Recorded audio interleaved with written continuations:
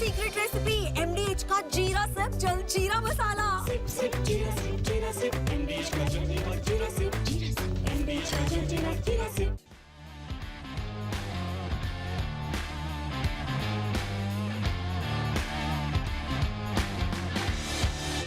Hello and welcome friends, sports 9 में आप सभी लोगों का स्वागत है। बहुत सारी खबरें टीम इंडिया को लेकर जो है वो आ रही हैं, एक एक करके सभी पर बातचीत करेंगे।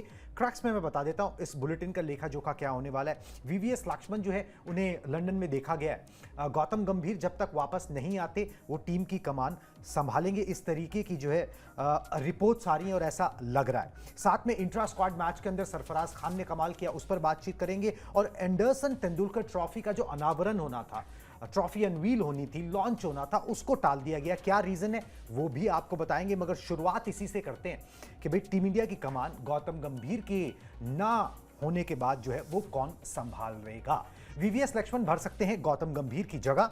लक्ष्मण को प्रैक्टिस मैच के दौरान देखा गया, ये रिपोर्ट्स ऐसी आ रही हैं क्योंकि क्लोज डोर हो रहा है ये इंट्रा स्क्वाड मैच, मीडिया की नजरों से दूर। बाद में BCCI जो है पूरे दिन क्या हुआ उसका एक अपडेट डाल देती है, तो इसीलिए एग्जैक्टली विजुअल्स और पूरी जानकारी नहीं मिल पाई है। मगर जो रिपोर्ट्स आ रही है उसके अनुसार चीफ सिलेक्टर जो है अजीत आगरकर, वो भी इंट्रा स्क्वाड मैच के दौरान जो है वो मौजूद है। लक्ष्मण भी मौजूद है।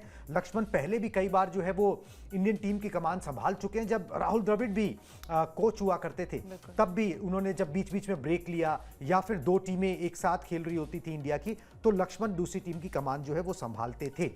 गौतम गंभीर का बारे में इंफॉर्मेशन ये थी कि उनकी माताजी को जो है हार्ट अटैक हो गया है, इस वजह से वो वापस आ गए थे, आ भी गए थे। और कब वापस जाएंगे, 17 तारीख की जो तारीख जो है वो दी गई थी कि मोटा मोटा उस दिन जा सकते हैं। बट अब वो डिपेंड करता है कि भाई उनकी मदर की तबीयत कितनी ठीक है, उस पर डिपेंड करता है। प्रायोरिटी जो है वो फैमिली जो है वो होती ही है, और ऐसे नाजुक मौके पर उनको आपका साथ जो है वो चाहिए होता है। तो BCCI ने अपना बैकअप प्लान एक तरीके से तैयार कर लिया है कि उन्होंने चीफ सिलेक्टर को भेज दिया है, साथ में उन्होंने जिसे पहले NCA कहा जाता था, नेशनल क्रिकेट अकादमी, अब सेंटर ऑफ एक्सीलेंस कहा जाता है, उसके जो मुखिया हैं, उसके जो हेड हैं VVS लक्ष्मण, और रिच उनका एक्सपीरियंस है टेस्ट मैचेस का, टेस्ट के दिग्गज रहे, उनको इंग्लैंड रवाना कर दिया गया है। वो इंग्लैंड पहुंच चुके हैं, इस तरीके की रिपोर्ट्स है। एक अच्छा मूव, एक टैक्टिकल मूव और एक सही वक्त पर लिया गया एक सही फैसला भी ये कहा जा सकता है अंकिता। बिल्कुल। और देखिए अभी तक जो खबरें आ रही है वो यही है कि भाई वहाँ पर पहुँच चुके हैं अजीत आगरकर के साथ।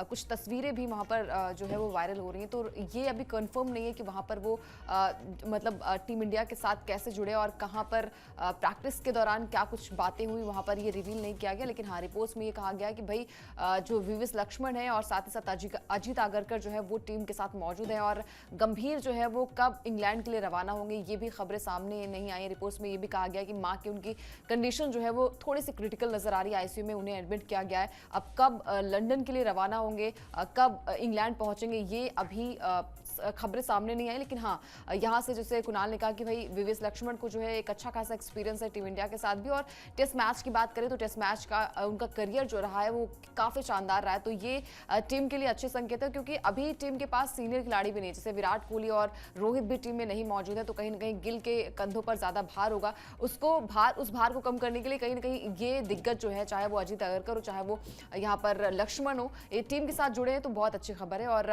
इसके लिए जो है वो टीम इंडिया भी राहत की सांस ले रही होगी। बिल्कुल जी, टीम इंडिया भी राहत की सांस ले रही होगी। बेसिकली है क्या भाई, नए कप्तान है, शुभमन गिल नया कप्तान है, एक यंग टीम है, ऊपर से जो उनका एक्सपीरियंस फुल टाइम कोच है, अगर उसको भी फैमिली इमरजेंसी पड़ जाए तो फिर टीम का मनोबल कहीं ना थोड़ा सा डगमगा जाता है। टीम मैनेजमेंट थोड़ा सा हल्का पड़ने लगता है, डिसीजन मेकिंग थोड़ी सी जो ना वो उतनी स्ट्रांग नहीं रहती। इसलिए जो है BCCI की तरफ से ना सिर्फ लक्ष्मण गए बल्कि जो चीफ सेलेक्टर हैं अजीत आगरकर, वो भी वहां पर पहुंच गए हैं। और अब मतलब ये सबको पता है, जिन व्यूअर्स को नहीं पता उनको बता दें कि अब ये ऑनररी जॉब नहीं रह गई है कि अब आप, पहले क्या होता था सेलेक्टर एक ऑनररी जॉब होती थी, उसके लिए आपको पैसे नहीं मिलते थे।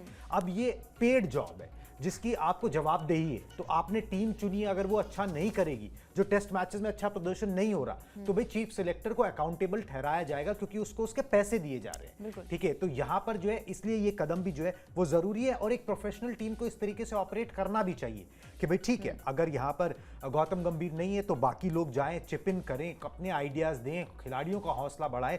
अजीत आगरकर का भी रिच एक्सपीरियंस है और लॉर्ड्स में तो उन्होंने शतक भी बनाया हुआ है। ठीक है, इंग्लैंड में उन्होंने वो कमाल इस्तेमाल किया हुआ था। तो ये सारी चीज़ें जो है ना वो बहुत इंपॉर्टेंट हो जाती हैं, क्योंकि WTC की नई साइकिल की शुरुआत भी हो रही है, तो कोई चांस जो है वो ना मैनेजमेंट लेना चाहता है, ना सेलेक्टर्स लेना चाहते हैं, और इंडियन टीम मैनेजमेंट के साथ जो कप्तान है वो भी नहीं लेना चाहता होगा। उनको तो चाहिए होगा ठीक है भाई, जो भी मदद के लिए आए, जो भी लोग हाथ बढ़ाएं वो अच्छा ही है, क्योंकि यहाँ पर जो है एक नया साइकिल शुरू हो रहा है, नया कप्तान है, अपने आप को साबित करना है। पहली सीरीज पे अगर आप बहुत ज़्यादा बैकफुट पर चले गए ना, तो फिर आप 2 साल ना कैचअप ही करते रहते हो, चीज़ें बड़ी मुश्किल हो जाती है। और वो हमने पिछले बार देखा भी जब हम BGT खेले कि उस BGT के ऊपर ही सब कुछ निर्भर था कि आप फाइनल खेलोगे कि नहीं खेलोगे, ठीक है, क्योंकि आपने शुरुआत में कुछ मैचेस जो है उस तरीके से गवा दिए। वो गलती जो है यहाँ पर ना हो, इसलिए अपनी तरफ से बेस्ट फुट फॉरवर्ड जो है वो रखने की यहाँ पर कोशिश जो है वो की जा रही है।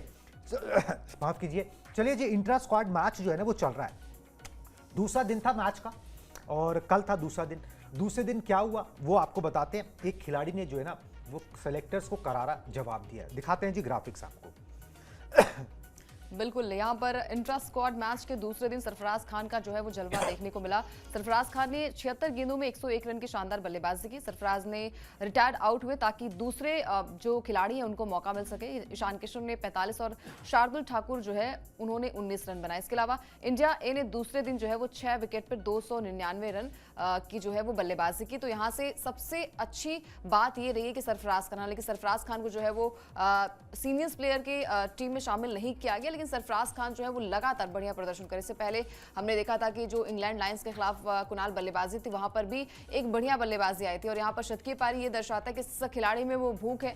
हालांकि रिप्लेस किसे करेंगे ये सवाल थोड़ा सा बड़ा है, क्योंकि बहुत सारे प्लेयर्स भी हैं, टीम में शामिल भी नहीं किए गए, लेकिन टीम में जगह ये बना सकते हैं क्योंकि लगातार अच्छा प्रदर्शन भी कर रहे हैं। और खासकर जब आप लगातार अच्छा फॉर्म दिखाते हैं, लगातार इंग्लैंड जैसे विकेट्स पे आप अच्छा प्रदर्शन करते हैं और कैसे गेम को चलाना है आगे, ये सरफराज को आता भी है। और इंग्लैंड के खिलाफ कुणाल इनका डेब्यू भी हुआ था पिछले साल। तो ये खिलाड़ी जो है वो अपने आप में जो है वो काबिलियत भी रखता है, सीनियर काफ़ी टाइम काफ़ी एक्सपीरियंस भी हो गया है। और खासकर डोमेस्टिक मैचेस की बात करें, घरेलू मैचेस की बात करें, तो वहाँ पर जो है वो सरफराज खान का जो आंकड़ा है वो बेहतरीन रहा है। लेकिन इंग्लैंड के खिलाफ क्या उन्हें मौका मिलेगा, ये पेचीदा सवाल थोड़ा सा होगा, क्योंकि बहुत सारे प्लेयर्स वहाँ पर मौजूद है। वहाँ पर करुण नायर भी है, वहाँ पर नीतीश रेड्डी भी है, वहाँ पर आपके ऋषभ पंत भी हैं, तो वो स्लॉट जो है वो खाली नहीं है। लेकिन सरफराज खान लगातार जो है वो अपनी फॉर्म से, अपने प्रदर्शन से जो है वो सिलेक्टर्स के आंखों में आ रहे हैं, और नजरों में इसलिए भी आना जरूरी है क्योंकि कभी भी आपको मौका मिल सकता है। बिल्कुल, मगर बात वही है ना, देखिए ये अब इसको ना आप नाइंसाफी कह लीजिए, आप जो मर्जी इसको कह लीजिए, आपका ऑरा कह लीजिए, आपकी फिटनेस जिस तरीके की है,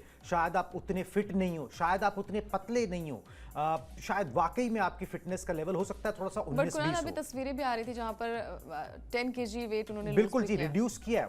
वो हर कुछ कर रहे हैं, हर मौके पर बार बार चीजें साबित कर रहे हैं। उनके सामने नई चुनौती फेंकी जाती है, वो उसको साबित करते रहते हैं कि भैया मैं, चलो ये मापदंड है मैं इसे पूरा करता हूँ, ये मापदंड है मैं इसे पूरा करता हूँ। उसके बाद भी आप सिलेक्ट नहीं कर रहे हो।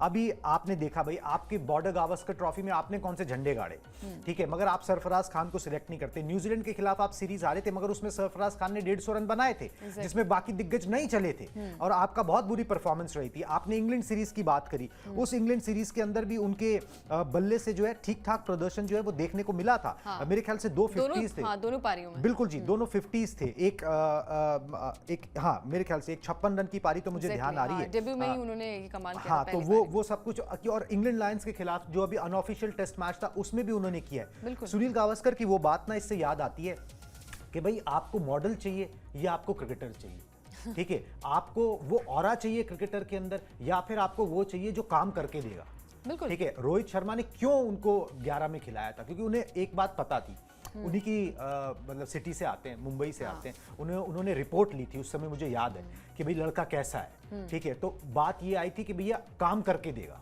ठीक है। तो अगर काम करके देगा तो उससे ज्यादा आपको चाहिए क्या? एक कप्तान को क्या चाहिए, एक टीम मैनेजमेंट को क्या चाहिए? वही चीज सरफराज खान बार बार साबित करते रहते हैं। इस दौरे पर जब उनका चयन नहीं हुआ था तो भी सवाल उठाए गए थे कि भाई क्या गलती थी, आपने 18 का दल चुन लिया, 18 में सरफराज खान को नहीं चुना। अब आपके इंट्रा स्क्वाड मैच में जिसमें आपका गेंदबाजी कोच ये बात बोलता है कि हम 11 यहां से तय करेंगे, अगर वो उनके अंदर 76 गेंदों पे शतक बना देता है कोई खिलाड़ी, तो अब आप उसको बाहर कैसे बैठाएंगे? मगर फिर यही है कि आप फिर इतने अनश्योर हो कि भाई अब आप 18 में चेंज करोगे, ठीक है, वो भी होता हुआ मुझे नहीं लगता कि पहले टेस्ट मैच में होगा, क्योंकि बड़ी सीरीज है, बड़ी ठीक सीरीज है। है। एक दो अगर टेस्ट मैच फ्लॉप हो गए तो आप हो सकता है कि भाई उस बहाने टीम में चेंज करके फिर सरफराज को ले आओ, बट ये थोड़ा सा ना हार्ड है एक खिलाड़ी के लिए कि उसको बार बार अपनी उपयोगिता साबित करनी पड़ती है। ये यार्ड स्टिक ना बहुत सारे लोगों के लिए अपनाया नहीं जाता। अभी आप ही ने बताया, ठीक है, और हम आगे भी बताएंगे भाई, इस इंट्रा स्क्वाड मैच में लेट्स से कि जसप्रीत बुमराह नहीं चलते तो क्या आप उन्हें नहीं खिलाओगे?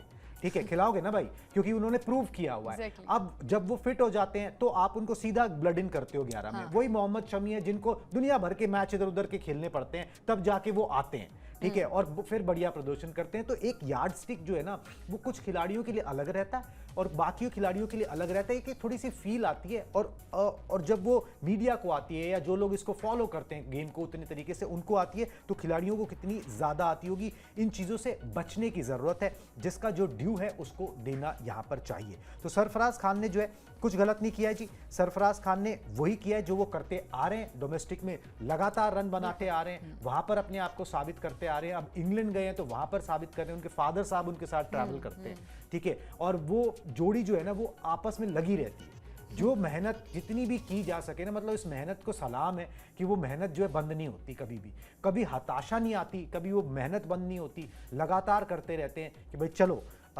जो भी चैलेंज आएगा उसको फेस करेंगे, और इसको जो है रिकॉग्नाइज करने की कहीं ना कहीं जो है वो ज़रूरत जो यहाँ पर है।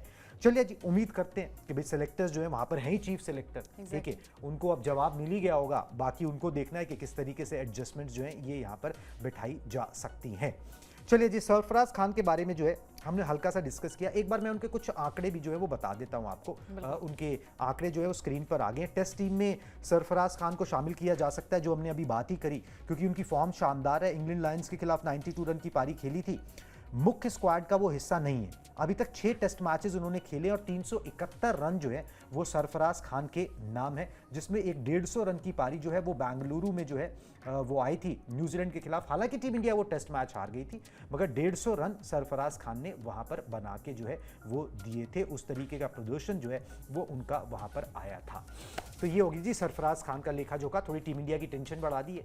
ऑलरेडी आपके पास इतने प्लेयर्स थे, अब आपके पास एक और जो है वो दरवाज़ा खटखटा रहा है। नाउ इट ऑल डिपेंड्स कि आपकी आगाज़ किस तरीके से होता है, देन प्रॉबेबली आप जो है शायद चेंजेस करो। एकदम से चेंज होगा ये मुझे नज़र नहीं आता, क्योंकि फिर वो सेलेक्टर पे ही सवाल उठ जाएगा कि भाई अब आपको जब करना ही था तो पहले क्यों नहीं किया, अगर इतना इंपॉर्टेंट था तो। चलिए जी, अब गेंदबाजों की बात कर लेते हैं। जो इंट्रा स्क्वाड मैच हुआ, क्योंकि इंपॉर्टेंट मैच है और इसके बाद सीधा जो है वो टेस्ट सीरीज जो है वो शुरू हो जाएगी। तो गेंदबाजों ने क्या किया सेकेंड डे वो आपको दिखाते हैं आपकी स्क्रीन पर। यहाँ पर जसप्रीत बुमराह को जो है ना कोई विकेट नहीं मिला है। जैसे मैं बात कर रहा था, लेट्स सपोज वाली बात वो हुई है। बुमराह ने 7 ओवर की गेंदबाजी की, 36 रन दिए। सिराज और प्रसिद्ध कृष्णा ने 2-2 विकेट झटके। नीतीश कुमार रेड्डी के हाथ 1 सफलता लगी है और अर्शदीप ने 12 ओवर की गेंदबाजी की, 50 रन दिए। कोई सफलता उनको यहाँ पर हाथ नहीं लगी है। Now what do we make out of it? अगर आपको यहीं से चुनना है 11, तो फिर आप क्या चुनोगे बताओ? फिर अगर आप पिछला प्रदर्शन नहीं देखोगे तो क्या आप जसप्रीत बुमराह को नहीं चुनोगे?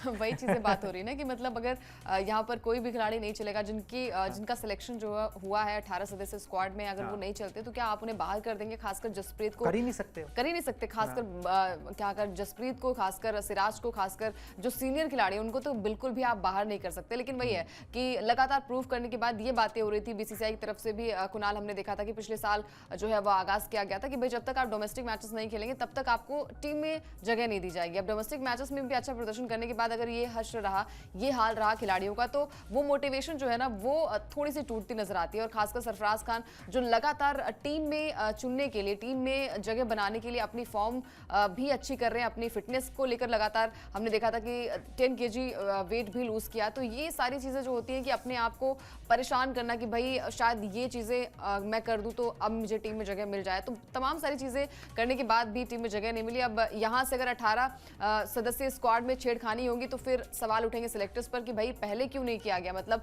एक खिलाड़ी जो पिछले फॉर्म अगर आप देख लें, पिछले डोमेस्टिक मैचेस को उठाकर देख लें, पिछले जो रिकॉर्ड्स हैं इंग्लैंड के खिलाफ वो उठाकर देख लें, तो वहां पर अगर आपको कोई कमी नजर आती तब आप कोई फैसला ले सकते हैं। लेकिन 18 सदस्य स्क्वाड को अगर आप छेड़खानी करेंगे तो आप पर सवाल उठेंगे गंभीर और एग्जैक्टली अजीत पर सवाल उठेंगे। मैक्सिमम जो मुझे लग रहा है ना अंकिता होता हुआ वो ये कि भाई आपके 2 पेसर्स जो है ना वो लगभग तय हैं, ठीक है।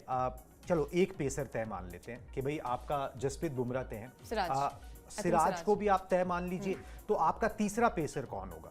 वो जवाब शायद प्रसिद्ध कृष्णा के रूप में आपको मिल गया। आप सोच रहे होंगे कि भाई अर्शदीप ने थोड़ा काउंटी भी खेला है, अगर यहाँ पे प्रैक्टिस मैच में 12 ओवर डालने के बाद भी विकेट नहीं मिला तो आप कहोगे चलो पहले टेस्ट मैच में जो है ना अभी और टाइम देते हैं अर्शदीप को, हम प्रसिद्ध कृष्णा के साथ जा सकते हैं। प्रसिद्ध कृष्णा फॉर्म में भी अच्छी हैं, उनकी फॉर्म अच्छी थी, आईपीएल में भी हमने देखा, और रेड बॉल के ज़्यादा अच्छे खिलाड़ी जो है वो प्रतीत कर होते हैं कि भाई वो ज़्यादा उसमें बेहतर जो है वो प्रदर्शन कर सकते हैं। तो आपको बेसिकली वो तीसरे पेसर का आंसर जो है ना वो यहाँ से मिल गया होगा। शार्दुल ठाकुर आपके चौथे पेसर हो सकते हैं जिन्होंने अच्छा किया ही है गेंद और बल्ले से। नीतीश कुमार रेड्डी को आप थोड़ा सा अभी आप रख सकते हो कि भाई किसी एक को खिलाना है। तो जो भी आपके क्वेश्चंस थे उन क्वेश्चंस के आंसर्स तो आपको मिल जाएंगे, मगर टेंशन आपकी सरफराज खान नहीं बढ़ाइए, ठीक है, कि भैया अब इस खिलाड़ी ने जिसने शतक लगाया वो भी 76 गेंद पर, ठीक है, अब आप उसको छोड़ के जा रहे हो, और अगर मैच में ऊपर नीचे होता है तो फिर आपको उसको सूनर और लेटर जो है ना वो इनकलकेट करना पड़ेगा। ये जवाब है जो एक अच्छे क्रिकेटर को ना बल्ले से देना चाहिए और मुंह से नहीं बोलना चाहिए। यही जवाब होता है जो बेस्ट जवाब होता है, और वो बेस्ट जवाब जो है सरफराज खान ने दे दिया है। बाकी काम जो है वहाँ पर बैठे जो बड़े बड़े लोग हैं, चाहे लक्ष्मण पहुँच गए हैं या फिर चीफ सेलेक्टर हैं, उनको जो है इस चीज़ का जवाब जो है वो ढूंढना होगा। चलिए जी, इस तरीके से कुछ तैयारी जो है वो टीम इंडिया की चल रही है। क्या खेमे में क्या हलचल है वो सारी हमने आपको बता दी कि भाई अभी जो है गौतम गंभीर का जाना जो है वो तय नहीं है। प्रॉबली हो सकता है वो थोड़ा टाइम लें, एक टेस्ट मैच के लिए ना भी जाएं, शुरुआती टेस्ट मैच के लिए, ये भी हो सकता है। और डिपेंड्स कि उनकी माता की तबीयत कैसे रहती है। हमारी तरफ से तो यही दुआएं हैं कि भाई वो जल्दी से फिट हो जाए ताकि गौतम गंभीर जो है वो टीम के साथ जुड़ सके। वो खुद भी यही चाहते होंगे, बट कुछ जिम्मेदारियां ऐसी होती हैं जिनको निभाना पड़ता है, ठीक है, और वो निभानी चाहिए। वो निभाते हुए यहाँ पर गौतम गंभीर नजर आ रहे हैं। इंट्रा स्क्वाड मैच का 2 दिन हो गए हैं, 2 दिन बाकी हैं, उनसे भी जो खबरें निकल कर आएंगी वो बताएंगे। मगर इस ट्रॉफी का नाम, जिसे पहले पटौदी ट्रॉफी कहा जाता था, उसके ऊपर एक अपडेट आपको आप दे देते हैं। अब इसका एंडरसन तेंदुलकर ट्रॉफी जो है ना इसको रखा गया है। इस ट्रॉफी को अनवील करना था, इस नाम को अनवील करना था और WTC के दौरान जो है ना वो होना था, मगर वो नहीं हुआ। ग्राफिक्स दिखा दे एक बार, इस पर बातचीत कर लेते हैं कि क्यों ये जो है चीज़ टाली गई है। एंडरसन तेंदुलकर ट्रॉफी का लॉन्च जो है वो टाल दिया गया है। अभी जो विमान हादसा हुआ अहमदाबाद टू लंदन, जो विमान जा रहा था, जो हादसे का शिकार हो गया और उसके अंदर इतने सारे लोग जो हैं भगवान को प्यारे हो गए, उसके चक्कर में जो है ना ये उसमें जो है ये टाल दिया गया है एक तरीके से शोक प्रकट करते हुए। और ECB और BCCI ने मिलकर ये फैसला लिया है कि भाई अभी इसको ना टाल दिया जाए, this is not the time to celebrate, थोड़ा सा बाद में कर लिया जाएगा। अभी 2-4 दिन 5 दिन बाद जो है वो ठहर के कर लिया जाए तो वो ज़्यादा बेहतर होगा। एक अच्छा जेस्चर है जो यहाँ पर दिखाया गया है। पहले पटौदी ट्रॉफी कहा जाता था, जब भी इंडिया ट्रैवल करती थी इंग्लैंड में तो टेस्ट मैचेस खेलते थे तो पटौदी ट्रॉफी जो है उसको कहा जाता था, मगर अब उसका नाम जो है वो बदल दिया गया है। एंडरसन तेंदुलकर ट्रॉफी जो है ना अब से इसको कहा जाएगा। जब भी इंडिया इंग्लैंड में टेस्ट मैच खेलेगी इस ट्रॉफी का नाम ये जो है रखा जाएगा।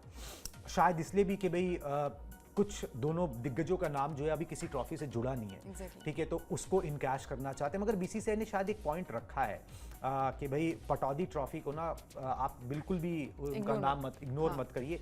कोई और ट्रॉफी जो आपके डोमेस्टिक मैचेस होते हैं, जैसे यहाँ पे रणजी होते हैं, कुछ भी होता है, तो वहाँ पर आप किसी कंपटीशन का नाम जो है ना वो रख दीजिए, उसको हटाइए नहीं, क्योंकि उसके साथ भी एक लेगेसी चलती आई है। एग्जैक्टली और यही बात होनी भी चाहिए। मतलब अचानक से इसका चेंजेस करना, और BCCI ने सवाल उठाया, लेकिन उससे पहले ये भी चीज़ें हैं कि भाई सचिन तेंदुलकर जो महान खिलाड़ियों में उनकी गिनती की जाती है। टेस्ट मैचेस में इतने सारे रिकॉर्ड्स हैं, टेस्ट मैच हो किसी भी फॉर्मेट की आप बात कर लीजिए, और सचिन का नाम जो है वो हमेशा हर किसी की जुबान पर रहता है। एंडरसन के नाम भी हमने देखा है कि बहुत सारे रिकॉर्ड्स हैं, टेस्ट मैचेस में काफ़ी अच्छे रिकॉर्ड्स हैं, तो ये एक अच्छा कॉम्पिटिशन जो है वो हो सकता है। इंग्लैंड और इंडिया के बीच में हमने देखा है कि जो खासकर उनके आंकड़े, इंग्लैंड में जाकर इंग्लैंड को हराना बहुत ही मुश्किल टास्क होने वाला है, और आंकड़े कुणाल बहुत ही डरावने वाले। मतलब अगर आप देखेंगे तो इंडिया जो है वो सिर्फ 6 या 7 मैच यहाँ पर जीती है वहाँ पर जाके, तो ये टेंशन जो है वो गिल के लिए भी होगी, गंभीर के लिए भी होगी और पूरी टीम को भी होगी, क्योंकि वहाँ पर जीतना बहुत ही मुश्किल टास्क हो जाता है। और पिछले अगर हम कुछ रिकॉर्ड्स की बात करें तो साल 2007 के बाद से यहाँ पर इंडिया को जीत नहीं मिली, यानी कि 18 साल का वो सूखा जो है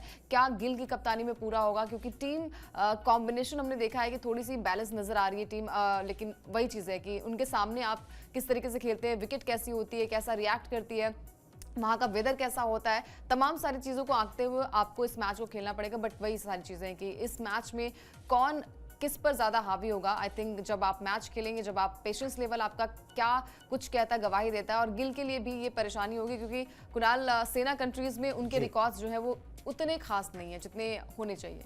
बिल्कुल जी, अब वो तो मैदान पर जो है पता लगेगा। अच्छी बात शुभमन गिल को लेकर ये कि प्रैक्टिस मैच में बल्ला बोला था, तो ये एक पॉजिटिव जो है वो निकल कर आया है। बाकी ट्रॉफी अनवीलिंग तो एक फॉर्मेलिटीज़ हैं, ये फॉर्मेलिटी 2 दिन बाद निभा ली जाएंगी, उसमें कोई बात नहीं। WTC के मंच पर उस समय होता तो वो ज़्यादा एक आई कैचिंग विजुअल जो है वो हो सकता था, मगर कोई बात नहीं। ये सब चीज़ें जो है वो कई बार जो है वो टालनी पड़ती हैं, उनके लिए सही मौका जो है वो तलाशना पड़ता है।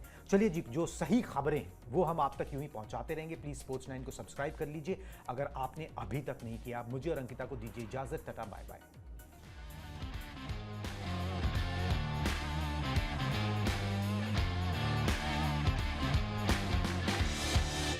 ये है सीक्रेट रेसिपी MDH का जीरा सिर्फ जलजीरा मसाला। Sip, sip, jeera sip, MDH का जलजीरा, jeera sip, MDH का जलजीरा, jeera sip.